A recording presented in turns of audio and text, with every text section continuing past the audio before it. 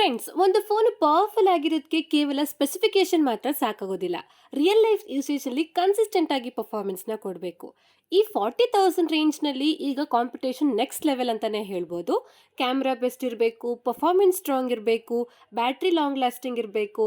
ಆದರೆ ಓಪೋ ಇವತ್ತು ಲಾಂಚ್ ಮಾಡಿರೋ ಈ F33 Pro ಅಲ್ಲಿ 7000 mAh ಮ್ಯಾಸಿವ್ ಬ್ಯಾಟ್ರಿ ಇದೆ, 80 ವ್ಯಾಟ್ ಫಾಸ್ಟ್ ಚಾರ್ಜಿಂಗ್ ಸಪೋರ್ಟ್ ಮಾಡುತ್ತೆ, AMOLED ಡಿಸ್ಪ್ಲೇ ಸಿಗುತ್ತೆ, IP69 ಡ್ಯೂರಬಿಲಿಟಿ ಇದೆ. ಇವೆಲ್ಲ ಕಂಬೈನ್ ಆಗಿ ಒಂದು ಕಂಪ್ಲೀಟ್ ಪ್ಯಾಕೇಜ್ ಅನ್ನೋ ಫೀಲಿಂಗ್ ಕೊಡ್ತಾ ಇದೆ. ಆದರೆ ಮೇನ್ ಪ್ರಶ್ನೆ ಏನು ಅಂತ ಅಂದರೆ, ಇದು ನಿಜವಾಗ್ಲೂ ಕಂಪ್ಲೀಟ್ ಫೋನ್ ಆಗುತ್ತಾ, ಇಲ್ಲಾಂದರೆ ಮಾರ್ಕೆಟಿಂಗ್ ಹೈಪ್ ಮಾತ್ರನಾ? ಈ ವಿಡಿಯೋಲಿ ನಾನು ಕಂಪ್ಲೀಟ್ ಆಗಿ ಫುಲ್ ಡೀಟೇಲ್ ಆಗಿ ಟೆಸ್ಟ್ ಮಾಡಿ ನಾನು ನಿಮಗೆ ಹೇಳ್ತಾ ಇದ್ದೀನಿ. ಈ ವಿಡಿಯೋನ ನೀವು ಕೊನೆವರೆಗೂ ನೋಡಿ. ಹಾಗೆ ಈ ಫೋನ್ ರಿವ್ಯೂ ಮಾಡೋದಕ್ಕೆ ನಮಗೆ ಕಲರ್ಸ್ ಮೊಬೈಲ್ಸ್ ಅವರು ಕಳಿಸ್ಕೊಟ್ಟಿದ್ದಾರೆ. ಇಲ್ಲಿ ನೀವೇನಾದರೂ ಈ ಫೋನ್ನ ಕಲರ್ಸ್ ಮೊಬೈಲಲ್ಲಿ ನೀವು ಪ್ರೀ ಬುಕ್ ಮಾಡಿ ಪರ್ಚೇಸ್ ಮಾಡಿದರೆ ನಿಮಗೆ neck band, earbuds, smart watch, laptop bag ಅಂತಹ 10 ಥರ ಗಿಫ್ಟ್ಗಳು ನಿಮಗೆ ಕಂಪ್ಲೀಟ್ಲಿ ಫ್ರೀ ಆಗಿ ಕೊಡ್ತಾ ಇದ್ದಾರೆ. ಜೊತೆಗೆ up to 10% UPI cash back or up to 10% credit card cash back ಸಿಗ್ತಾ ಇದೆ. ಈ ಶಾಪ್ನ ಲೊಕೇಶನ್ ಹಾಗೆ ಕಾಂಟ್ಯಾಕ್ಟ್ ನಂಬರ್ನ ನಾನು ಡಿಸ್ಕ್ರಿಪ್ಷನಲ್ಲಿ ಹಾಕಿರ್ತೀನಿ, ನೀವು ಒನ್ಸ್ ಚೆಕ್ ಮಾಡಿ ನೋಡಿ. ಮೊದಲನೇದಾಗಿ ನಾವು ಇದರ ಪ್ರೈಸಿಂಗ್ ಇಂದನೇ ಶುರು ಮಾಡೋದಾದ್ರೆ, ಇದು ನಮಗೆ 3 ವೇರಿಯಂಟ್ ಅಲ್ಲಿ ಸಿಗುತ್ತೆ. 8GB RAM, 128GB storage. ಇದಕ್ಕೆ 37,999 ಆಗುತ್ತೆ. 8GB RAM, 256GB storage. ಇದಕ್ಕೆ 40,999 ಆಗುತ್ತೆ. ಹಾಗೆ 12GB ರ್ಯಾಮ್, 256GB ಸ್ಟೋರೇಜ್. ಇದಕ್ಕೆ 44,999 ಆಗುತ್ತೆ. ಈ ಪ್ರೈಸಿಂಗ್ ನೋಡಿದ್ರೆ ಇದು ಮಿಡ್ಗೆ ನಿಮಗೆ ಫೋನ್ ಜೊತೆಗೆ sim ejector tool, quick start guide, transparent case ಸಿಗುತ್ತೆ. ಇದರ ಕ್ವಾಲಿಟಿ ಆವರೇಜ್ ಆಗಿದೆ, ಇನ್ನೂ ಬೆಟರ್ ಬ್ಯಾಕ್ ಕವರ್ ಕೊಡಬೇಕಾಗಿತ್ತು. ಹಾಗೆ ನಮಗೆ ಇದರಲ್ಲಿ 90 watt fast charger, type C cable ಸಿಗುತ್ತೆ. ಕಂಪ್ಲೀಟ್ ಪ್ಯಾಕೇಜ್ ಕೊಟ್ಟಿದ್ದಾರೆ. ಇನ್ನು ಇದರ ಡಿಸೈನ್ ಹಾಗೆ ಬಿಲ್ಡ್ ಕ್ವಾಲಿಟಿ ಕಡೆ ಬಂದ್ರೆ, ಈ Oppo F33 Pro typically F series style ನ ಮೇಂಟೈನ್ ಮಾಡಿದ್ದಾರೆ. ಸ್ಟೈಲಿಶ್ ಪ್ಲಸ್ ಪ್ರೀಮಿಯಂ ಲುಕ್ ನ ಕೊಡ್ತಾ ಇದೆ. ಇದು 3 ಕಲರ್ಸ್ ಅಲ್ಲಿ ನಿಮಗೆ ಸಿಗುತ್ತೆ. ಮಿಸ್ಟಿ ಫಾರೆಸ್ಟ್, ಸ್ಟಾರಿ ಬ್ಲೂ ಹಾಗೆ ಪ್ಯಾಷನ್ ರೆಡ್. ಈ 3 ಕಲರ್ಸ್ ಕೂಡ ಚೆನ್ನಾಗಿದೆ. ಆದರೆ ನಮ್ಮ ಹತ್ರ ಇವಾಗ ಮಿಸ್ಟಿ ಫಾರೆಸ್ಟ್ ವೇರಿಯಂಟ್ ಇದೆ. ಹಾನೆಸ್ಟ್ಲಿ ಇದ್ರ ಮೇಲೆ ಲೈಟ್ ಬಿದ್ದಾಗ ರಿಫ್ಲೆಕ್ಷನ್ ಆಗುತ್ತೆ, ಆಗ ಇದು ಪ್ರೀಮಿಯಂ ಫೀಲ್ ನ ಕೊಡುತ್ತೆ. ಡಿಫ್ರೆಂಟ್ ಲುಕ್ ಇದೆ. ಮತ್ತೆ ಇದರ ಕ್ಯಾಮ್ರಾ ಮಾಡ್ಯೂಲ್ ಚೇಂಜ್ ಆಗಿದೆ. ಇದಕ್ಕೆ ಓಪೋ ಸ್ಟೆರಿ ಸಿ ಲೆನ್ಸ್ ಮಾಡ್ಯೂಲ್ ಅಂತ ಹೇಳ್ತಾ ಇದ್ದಾರೆ. ಇದು 8.29 mm ಥಿಕ್ನೆಸ್ ನ ಹೊಂದಿದೆ, 194 ಗ್ರಾಮ್ ವೆಯ್ಟ್ ಇದೆ. ಫೋನ್ ಸ್ವಲ್ಪ ಲೈಟ್ ವೈಟ್ ಫೀಲ್ ಆಗುತ್ತೆ. ಮತ್ತೆ ಇದರಲ್ಲಿ ಹೆವಿ ಬ್ಯಾಟ್ರಿ ಇದ್ರೂ ಇದು ಸ್ಲಿಮ್ ಫೀಲ್ ಕೊಡುತ್ತೆ, ಕಂಫರ್ಟಬಲ್ ಆಗಿದೆ. ಮತ್ತೆ ಇದರ ಬ್ಯಾಕ್ ಪ್ಯಾನಲ್ ಮ್ಯಾಟ್ ಫಿನಿಶಿಂಗ್ ಇರೋದ್ರಿಂದ ಫಿಂಗರ್ ಪ್ರಿಂಟ್ ಮಾರ್ಕ್ಸ್ ಬರೋದಿಲ್ಲ, ಸ್ಕ್ರಾಚಸ್ ಕೂಡ ಕಡಿಮೆ ಆಗುತ್ತೆ. ಪಾಲಿಕಾರ್ಬನೇಟ್ ಫ್ರೇಮ್ ಮ್ಯಾಟ್ ಫಿನಿಶಿಂಗ್ ಇದೆ. ಇದಕ್ಕೆ damage proof 360 degree armour body protection ಸಿಗುತ್ತೆ. ಇದು ಮಿಸ್ ಆಗಿ ಬಿದ್ರೂ ಜಾಸ್ತಿ ಡ್ಯಾಮೇಜ್ ಏನೂ ಆಗೋದಿಲ್ಲ. ಆದ್ರೂ ನೀವು ಇದಕ್ಕೆ ಬ್ಯಾಕ್ ಕವರ್ ಹಾಕಿ ಯೂಸ್ ಮಾಡೋದು ಬೆಟರ್. ಜೊತೆಗೆ IP68, IP69 ಹಾಗೆ IP69K ರೇಟಿಂಗ್ ಸಿಗ್ತಾ ಇದೆ. ಅಂದ್ರೆ ಇದನ್ನ ಅಂಡರ್ ವಾಟರ್ ಕೂಡ ಯೂಸ್ ಮಾಡಬಹುದು, ಇದಕ್ಕೆ ಏನೂ ಆಗೋದಿಲ್ಲ. ಡ್ಯೂರಬಿಲಿಟಿ ಸೈಡ್ ಇಲ್ಲಿ ಓಪೋ ಫುಲ್ ಫೋಕಸ್ ಮಾಡಿದ್ದಾರೆ. ನೆಕ್ಸ್ಟ್ ಇದರ ಪೋರ್ಟ್ಸ್ ಹಾಗೆ ಬಟನ್ಸ್ ನಾವು ನೋಡೋದಾದ್ರೆ, ಈ ಫೋನ್ ಕೆಳಗಡೆ ಟೈಪ್ ಸಿ ಪೋರ್ಟ್ ಇದೆ, speaker grill, microphone, sim card tray ಸಿಗುತ್ತೆ. ಇದು ಹೈಬ್ರಿಡ್ ಸಿಮ್ ಕಾರ್ಡ್ ಸ್ಲಾಟ್ ಆಗಿದೆ. ಇದರಲ್ಲಿ ನಾವು ಒಂದು ಸಿಮ್ ಕಾರ್ಡ್ ಜೊತೆಗೆ ಒಂದು ಮೆಮೊರಿ ಕಾರ್ಡ್ನ ಕೂಡ ಹಾಕಿ ಯೂಸ್ ಮಾಡಬಹುದು. ಮತ್ತೆ ರೈಟ್ ಹ್ಯಾಂಡ್ ಸೈಡ್ ಅಲ್ಲಿ ಪವರ್ ಬಟನ್ ಇದೆ, ವಾಲ್ಯೂಮ್ ರಾಕರ್ ಇದೆ. ಲೆಫ್ಟ್ ಹ್ಯಾಂಡ್ ಸೈಡ್ ಅಲ್ಲಿ ಏನೂ ಇಲ್ಲ, ಖಾಲಿ ಇದೆ. ಮತ್ತೆ ಫೋನ್ ಮೇಲೆ ಮೈಕ್ರೋಫೋನ್ ಹಾಗೆ ಸ್ಪೀಕರ್ ಸಿಗ್ತಾ ಇದೆ. ಇದರಲ್ಲಿ ಡ್ಯೂಯಲ್ ಸ್ಟೀರಿಯೋ ಸ್ಪೀಕರ್ ಸಿಗುತ್ತೆ. 300% ವಾಲ್ಯೂಮ್ ಬೂಸ್ಟರ್ ಇದೆ. ಆಡಿಯೋ ಲೌಡ್ ಆಗಿದೆ, ಕ್ಲಿಯರ್ ಆಗಿ ಕೇಳಿಸುತ್ತೆ. ಮಲ್ಟಿಮೀಡಿಯಾ ಎಕ್ಸ್ಪೀರಿಯನ್ಸ್ ಚೆನ್ನಾಗಿದೆ.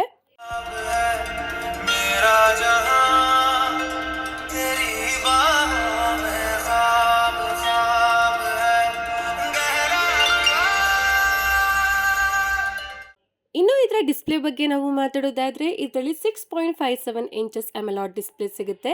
ಇದು ಫುಲ್ HD+ ರೆಸಲ್ಯೂಷನ್ ಹೊಂದಿದೆ. ಇದರ ಬೆಸಲ್ಸ್ ಕಡಿಮೆ ಇದೆ. 93.5% ಸ್ಕ್ರೀನ್ ಟು ಬಾಡಿ ರೇಷಿಯೋ ಇದೆ. 120 Hz ರಿಫ್ರೆಶ್ ರೇಟ್ ಇದೆ. ಡಿಸ್ಪ್ಲೇ ಸ್ಮೂತ್ ಆಗಿ ವರ್ಕ್ ಆಗುತ್ತೆ, ಲ್ಯಾಗ್ ಫೀಲ್ ಅಂತ ಏನೂ ಆಗೋದಿಲ್ಲ. ಮತ್ತೆ ಇದರಲ್ಲಿ 1400 ನೈಟ್ ಪೀಕ್ ಬ್ರೈಟ್ನೆಸ್ ಸಿಗುತ್ತೆ. ಇಂಡೋರ್ ಔಟ್ಡೋರ್ ವಿಸಿಬಿಲಿಟಿ ಓಕೆ ಚೆನ್ನಾಗಿದೆ. ಲೋ ಬ್ರೈಟ್ನೆಸ್ ಅಲ್ಲಿನೂ ಕೂಡ ಇದು ಏನು ಫ್ಲಿಕರಿಂಗ್ ಇಶ್ಯೂಸ್ ಬರೋದಿಲ್ಲ. ಲಾಂಗ್ ಯೂಸೇಜ್ ಅಲ್ಲಿ ಐ ಸ್ಟ್ರೈನ್ ಕಡಿಮೆ ಆಗುತ್ತೆ. ಮತ್ತೆ ಇದರ ಕಲರ್ಸ್ ವೈಬ್ರೆಂಟ್ ಆಗಿದೆ, ವಿವಿಂಗ್ ಆಂಗಲ್ಸ್ ಚೆನ್ನಾಗಿದೆ. ಆದರೆ 1.5K ರೆಸಲ್ಯೂಷನ್ ಕೊಡಬೇಕಾಗಿತ್ತು. ಜೊತೆಗೆ ಇದರಲ್ಲಿ HDR ಸಪೋರ್ಟ್ ಇಲ್ಲ. ಯೂಟ್ಯೂಬಲ್ಲಿ 2K ವಿಡಿಯೋಸ್ನ ನೋಡ್ಬೋದು. ಮತ್ತು ಇದರಲ್ಲಿ ಇನ್ ಡಿಸ್ಪ್ಲೇ ಫಿಂಗರ್ ಪ್ರಿಂಟ್ ಸ್ಕ್ಯಾನರ್ ಸಿಗುತ್ತೆ, ಇದು ಫಾಸ್ಟ್ ಆಗಿದೆ. ಮತ್ತು ಫೇಸ್ ಅನ್ಲಾಕ್ ಕೂಡ ಕ್ವಿಕ್ ಆಗಿ ವರ್ಕ್ ಆಗುತ್ತೆ. ಓವರಾಲ್ ಡಿಸ್ಪ್ಲೇ ಕ್ವಾಲಿಟಿ ಓಕೆ ಚೆನ್ನಾಗಿದೆ. ನೆಕ್ಸ್ಟ್ ನಾವು ಇದರ ಪರ್ಫಾರ್ಮೆನ್ಸ್ ಬಗ್ಗೆ ಮಾತಾಡೋದಾದ್ರೆ ಇದರಲ್ಲಿ ಮೀಡಿಯಾಟೆಕ್ ಡೈಮೆನ್ಸಿಟಿ 6360 ಮ್ಯಾಕ್ಸ್ ಪ್ರೊಸೆಸರ್ ಸಿಗುತ್ತೆ. ಈ ಪ್ರೊಸೆಸರ್ ಪವರ್ಫುಲ್ ಪ್ರೊಸೆಸರ್ ಅಲ್ಲ. ಇದರಲ್ಲಿ 6000 ಪ್ಲಸ್ ಅಂತೂ ಸ್ಕೋರ್ ಬರುತ್ತೆ. ಇದರ ಸ್ಕೋರ್ ತುಂಬಾ ಕಡಿಮೆ ಆಯಿತು. ಮತ್ತೆ ಈ ಸ್ಕೋರ್ ನೋಡಿ ಹೈ ಪರ್ಫಾರ್ಮೆನ್ಸ್ ಎಕ್ಸ್ಪೆಕ್ಟೇಷನ್ಸ್ನ ಇದರಲ್ಲಿ ಇಟ್ಕೋಬೇಡಿ. ಇದರಲ್ಲಿ LPDDR4X ರ್ಯಾಮ್ ಇದೆ. UFS 2.2 ಸ್ಟೋರೇಜ್ ಸಿಗ್ತಾ ಇದೆ. ರ್ಯಾಮ್ ಟೈಪ್ ಸ್ಟೋರೇಜ್ ಟೈಪ್ ಎರಡೂ ಕೂಡ ತುಂಬಾ ಕಡಿಮೆ ಆಯಿತು ಅಂತ ಅನ್ನಿಸ್ತು. 40,000 ಪ್ರೈಸ್ ರೇಂಜಲ್ಲಿ UFS 2.2 ಸ್ಟೋರೇಜ್ ಟೈಪ್ ಜಸ್ಟಿಫೈ ಆಗೋದೇ ಇಲ್ಲ ಅಂತ ಅನಿಸುತ್ತೆ. ಮತ್ತು ಇದರಲ್ಲಿ 62,000 ಪ್ಲಸ್ UFS ಸ್ಕೋರ್ ಬರುತ್ತೆ. ಇದರಿಂದ ಈಗ ಡೈಲಿ ಯೂಸೇಜ್ ಸ್ಮೂತ್ ಆಗಿ ಇದೆ. ಆ್ಯಪ್ಸ್ ಫಾಸ್ಟಾಗಿ ಓಪನ್ ಆಗುತ್ತೆ. ಮಲ್ಟಿ ಟಾಸ್ಕಿಂಗ್ ಡೀಸೆಂಟ್ ಆಗಿದೆ. ಆದರೆ ಮುಂದೆ ಇದು ಸ್ಲೋ ಫೀಲ್ ಆಗ್ಬೋದು. ಮತ್ತು ಇದರಲ್ಲಿ 754 ಸಿಂಗಲ್ ಕೋರ್ ಸ್ಕೋರ್ ಇದೆ. 1947 ಮಲ್ಟಿ ಕೋರ್ ಸ್ಕೋರ್ ಬರುತ್ತೆ. ಈ ಸ್ಕೋರ್ ಕೂಡ ಕಡಿಮೆ ಆಯಿತು. ಇದರ ಬೆಂಚ್ ಮಾರ್ಕ್ ಸ್ಕೋರ್ ಚೆಕ್ ಮಾಡಿದಾಗ ಇದರ ಟೆಂಪರೇಚರ್ನ ಕೂಡ ನಾವು ಚೆಕ್ ಮಾಡಿದ್ವಿ. ಇದು 33 ಇಂದ 39 ವರೆಗೂ ಹೀಟ್ ಆಯಿತು. ಮತ್ತು ಇದರಲ್ಲಿ 4289 mm² super cool vapour chamber ಇದೆ. ಇದರಿಂದ ಇದು ಜಾಸ್ತಿ ಹೀಟ್ ಆಗೋದಿಲ್ಲ. ಮತ್ತು ಇದರ ಗೇಮಿಂಗ್ ಕಡೆ ಬಂದರೆ BGMI ಅಲ್ಲಿ ಸ್ಮೂತ್ ಪ್ಲಸ್ ಎಕ್ಸ್ಟ್ರೀಮ್ ಸೆಟ್ಟಿಂಗಲ್ಲಿ ಆಡ್ಬೋದು. ಅಂದರೆ ಇದರಲ್ಲಿ 60 FPS ಗೇಮಿಂಗ್ ಸಪೋರ್ಟ್ ಸಿಗುತ್ತೆ.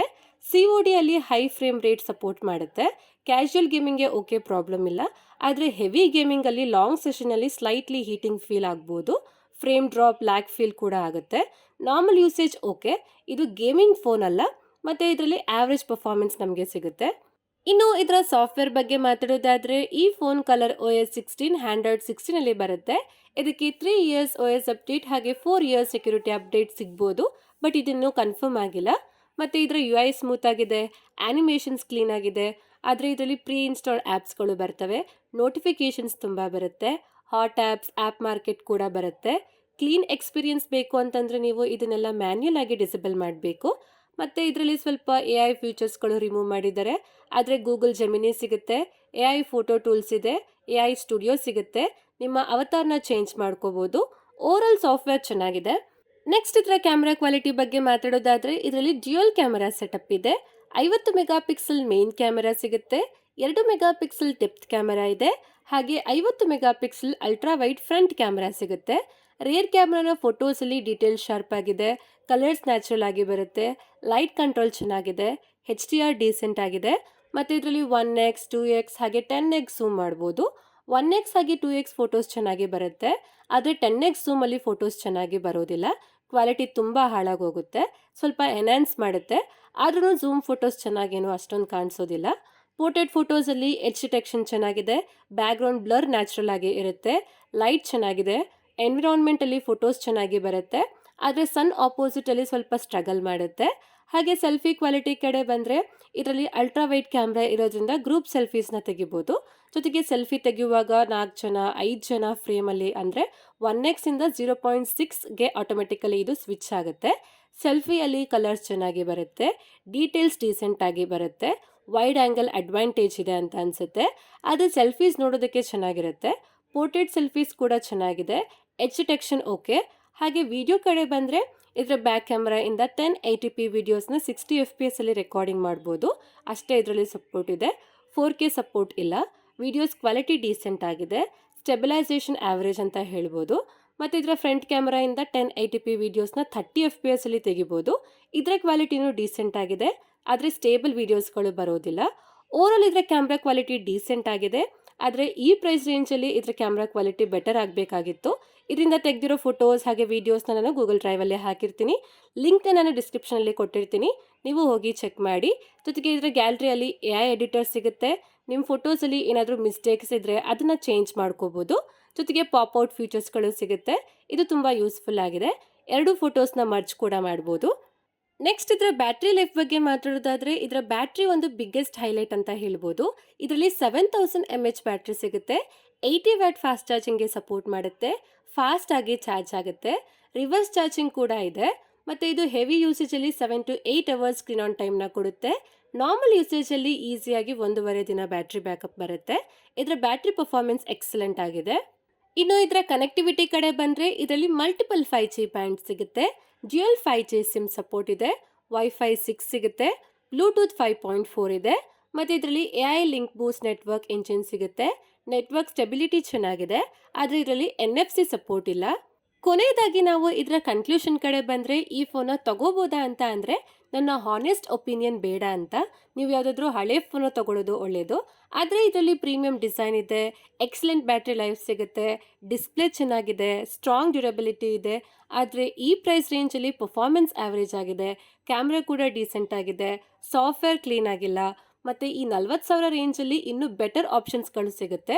ಆದರೆ ನಿಮ್ಗೇನಾದರೂ battery plus design plus durability priority ಆಗಿದ್ದರೆ ನೀವು ಇದನ್ನು ಕನ್ಸಿಡರ್ ಮಾಡ್ಬೋದು. ಆದರೆ ಪರ್ಫಾರ್ಮೆನ್ಸ್ ಪ್ಲಸ್ ಕ್ಯಾಮ್ರಾ ಪ್ರಿಯಾರಿಟಿ ಅಂತ ಅಂದರೆ ನೀವು ಈ ಫೋನ್ನ ಸ್ಕಿಪ್ ಮಾಡ್ಬೋದು.